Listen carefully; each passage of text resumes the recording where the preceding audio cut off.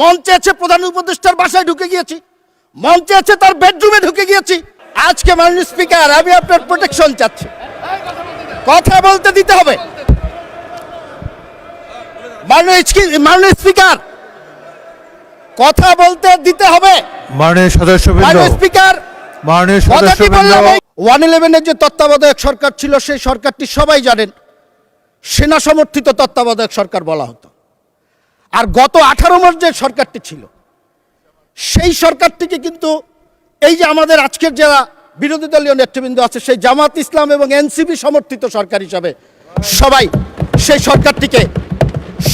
সরকারটিকে অভিহিত করেছে। আজকে মাননীয় স্পিকার, আমি আপনার প্রোটেকশন চাচ্ছি, আজকে কথা বলতে দিতে হবে। মাননীয় স্পিকার, কথা বলতে দিতে হবে।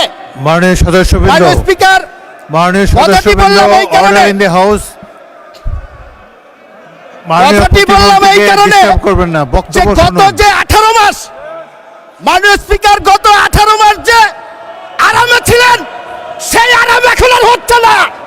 এই কারণে আমাদের অনেক সমস্যা হয়ে যাচ্ছে মাননীয় স্পিকার। কারণ আমি প্রমাণ দিয়ে দেখাতে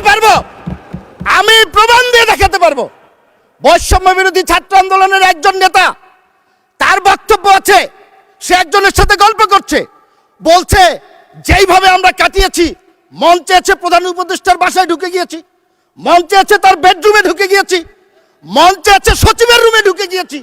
এখন তো আর সেই সুবিধা পাওয়া যাচ্ছে না মাননীয় স্পিকার। সমস্যাটা মাননীয় স্পিকার এই জন্যই